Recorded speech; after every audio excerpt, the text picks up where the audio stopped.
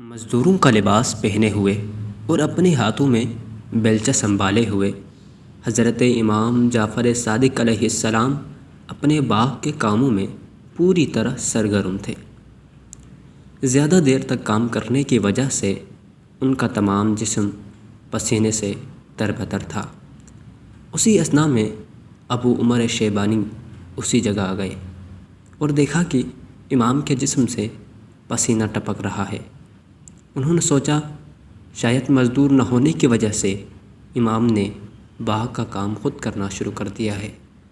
چنانچہ وہ آگے بڑھے اور عرض کیا کہ یہ بیلچہ مجھے دے دیجئے، باقی کام میں کر دوں گا۔